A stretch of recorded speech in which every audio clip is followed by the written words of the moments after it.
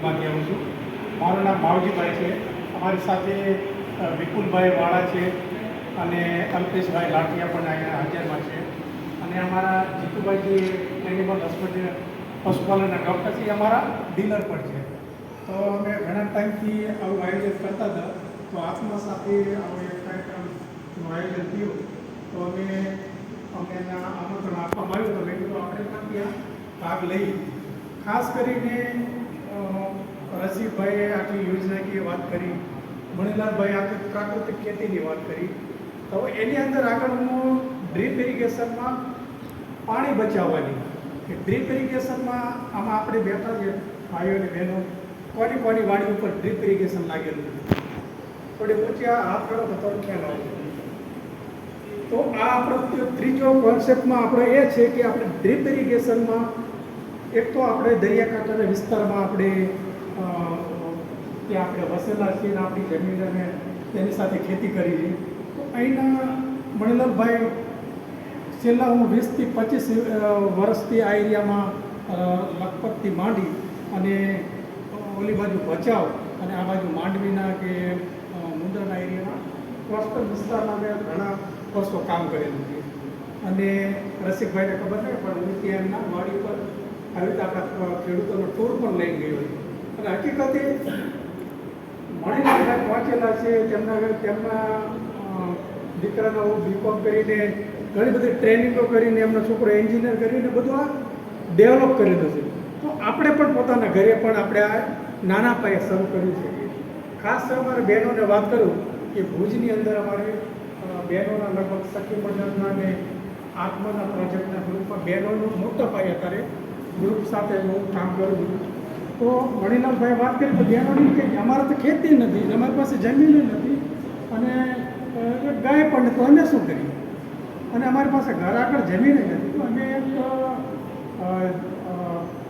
કચ્છમાં જિલ્લા પંચાયતમાં જે આપણે જે શિક્ષકોના ગ્રુપ સાથે મિટિંગ કરી અને કિચન ગાર્ડનનો એક કોન્સેપ્ટ ઊભો કરેલો છે કે જેના ઘરની આગળ જમીન ન હોય તો કુંડામાં પણ શાકભાજી વાવીને અને આરટીઓ કોઈ પણ બહેનોને જોવું હોય મણિલાલભાઈ તો આરટીઓ રિલોકેશન સાઇટ ઉપર 100થી એવા બહેનો છે કે ઘરની આગળ કુંડામાં કિચન ગાર્ડન બનાવી અને એક વાત કરી કે અત્યારે આપણે શ્રાવણ મહિનો ચાલુ છે, તમે અત્યારે બજારમાંથી તમે 1 કિલો કેળા લઈ આવો અને 2 દિવસ તમે રાખજો, બીજા દિવસે એ આખા પહોંચવા મળશે અને ત્રીજા દિવસે તમે ખાઈ નહીં શકો.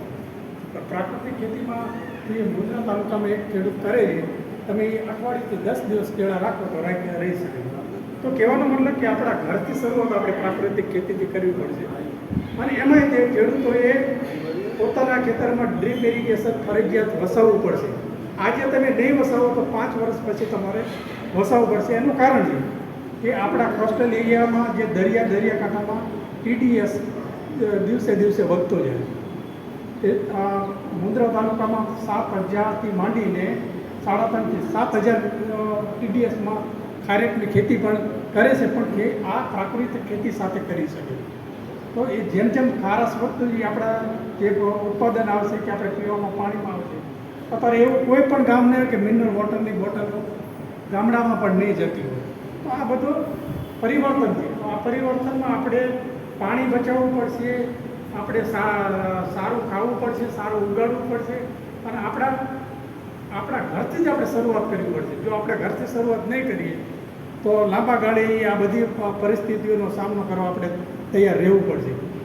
કચ્છમાં અમારા લગભગ 17 ડીલરો ડીલર ટ્રાફિકના 17 જેટલા ડીલરો છે. ભુજની અંદર ગીદડામાં છે, હરિકૃષ્ણ આપણે કોડાપુર છે અને રવજીભાઈ છે, રાજેશ અમારા 3 ડીલરો છે. જે કોઈ ખેડૂતોને ડ્રીપ ઇરિગેશનમાં અત્યારે અટલ ભૂજળ યોજનાને અત્યારે ચાલુ છે, 15% તેમાં છે અને સરકારમાં 70%, 85% તમને સબસિડી મળે છે. એટલે અને આ એવી એક યોજના છે કે સરકાર પહેલાં તમને સબસિડી કાપી દે અને પછી તમારે બાકી વધતા હોય એ પૈસા ભરવા પડે. એટલે આ યોજનાનો લાભ લેવો હોય તો આઈ પોર્ટલ ઉપર તમે જોઈ શકો અને જે તે એરિયામાં જે અમારા ડીલરો છે તેની સાથે પણ વાતચીત કરી શકો. અને ઘણી બધી આની અંદર પણ યોજનાઓ છે. તમારે આ નજીકમાં કોઈ મોટી કંપની હોય એ કંપની અને તમારું આ ખેડૂતોનું ગ્રુપ જઈ અને રજૂઆત કરો તો એ પણ તમને ડ્રીપ ઇરિગેશનમાં હેલ્પફુલ થાય. એવી રીતે આત્મા છે, અધર બીજી પણ ઘણી બધી સંસ્થાઓ છે જે વીઆરકે પહેલાં એગ્રોસેલને વીઆરકે પણ કામ કરતા હતા. એવી રીતે આપણે બધી યોજનાઓનો લાભ લઈ, તમારે લાભ લેવો તો યોજનાઓ ઘણી બધી છે, પણ આપણે એમાં પ્રયત્ન કરવો પડશે, અંદર એમાં ઉતરવું પડશે અને જે તે અધિકારીઓને મળી અને તમારી 1 એકરથી માંડીને શરૂઆત કરો ડ્રીપ ઇરિગેશનમાં. અને સરકારની એવું છે કે 1 એકરથી માંડીને 1000 એકર જમીન હોય તો પણ આની અંદર સબસિડીનો આપણને લાભ મળે છે. તો ખાસ કરીને અમારા આ એરિયામાં પહેલાં એગ્રોસેલ અમારો ડીલર હતા અને એગ્રોસેલ અત્યારે બીજી પ્રવૃત્તિમાં કરે જોઈન્ટ કહે છે કે એ લોકો યુનિટ બંધ કરે છે, પણ આપણા ઓલરેડી નેતા ફિલ્મના 3 ડીલરો છે અને ખાસ જીતુભાઈ પણ કામ કરે છે અને તે પશુપાલન સાથે પણ જોડાયેલા છે. તો કોઈ પણ ખેડૂતોને તમે તમને ખાસ હું તમને વિનંતી કરીશ કે તમને જે બધા લિટરેચર આપ્યા છે લિટરેચરને તો ખોટું નહીં લગાડતા, પીપોડું વાળીને આખી મિટિંગ થાય અને ફગાવી ના દેજો, એક વખત વાંચજો. અને જે પણ આવી યોજનાઓની મિટિંગ થાય મિટિંગમાં એક વસ્તુ લઈ જાઓ ભણેલા, એક જ વસ્તુનો એને ઇમ્પ્લિમેન્ટ કરો અને અંદર તમે વાંચો. તમારા ઘરથી શરૂઆત કરો, કિચન ઘરના આંગણો હોય તો એમાં કિચન ગાર્ડન બનાવો. તો ધારો કે નાનો એવી તમારી ડ્રીપ ઇરિગેશનની કીટ પણ આવે છે. ધારો કે તમારી પાસે પાણી ન હોય, ઓછું પાણી હોય તો ડ્રીપ ઇરિગેશન તમે નાની કીટ 5000 સુધીની આવે છે. તો એ તમે કીટ તમારા ઘર આગળ આંગણામાં કે વાડાઓમાં તમે વસાવીને તમે એમાં પણ ડ્રીપ ઇરિગેશન કરી શકો. પછી તમે કુંડાની અંદર પણ જે અત્યારે આરટીઓમાં છે કે એના કુંડા બધા કરેલા છે પેકેજ અને એની અંદર ડ્રીપ ઇરિગેશન કરેલું. તો એ સિઝનેબલ બહેનોને મારા ખાસ એવું છે કે બહેનો બધી અત્યારે ઘેર રહેતી હોય ને એની પાસે જગ્યા હોય તો કુંડામાં છે નાના ક્યારા હોય, ક્યારામાં કિચન ગાર્ડન બનાવો. દર સિઝનમાં તમે શાકભાજી વાવો અને એની અંદર તમે થોડોક રસ લેશો તો ઓટોમેટિક તમે બનાવેલું જે તમારા ઘરના જમાડશો તો એમાં બહુ મોટો આનંદ મળશે.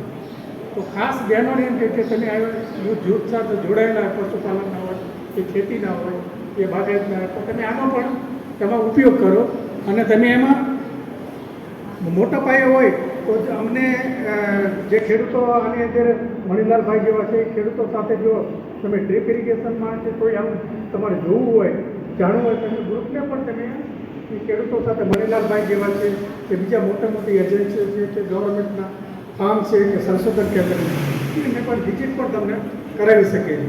તો ડ્રીપ ઇરિગેશન આજે એને પણ આવતી આપણી પેઢીમાં પાણી બચેલું હશે અને પાણીનો આપણે એનો પદ્ધતિસર અને યોગ્યસર ઉપયોગ નહીં કરીએ તો આવતા દિવસોમાં આપણે જે પરિસ્થિતિનો સામનો કરો એ કરવાને આપણે તૈયાર રહેવું પડશે.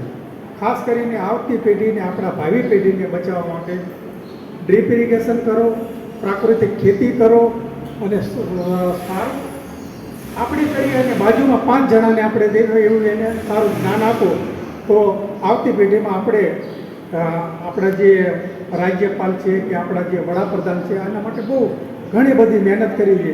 તો પણ આપણે નાના પાયે શરૂઆત કરીએ અને આપણા કુટુંબથી જ શરૂ કરો એવું મારું કહેવું છે. ઘણો ટાઈમ થઈ ગયો છે અને ડ્રીપ ઇરિગેશન બાબતે કોઈ પણ ખેડૂતોને પ્રશ્ન હોય તો અમારામાં પ્રતિનિધિ છે અને કોઈને પ્રશ્ન પૂછવો હોય તો પણ પ્રશ્ન પૂછી શકીએ.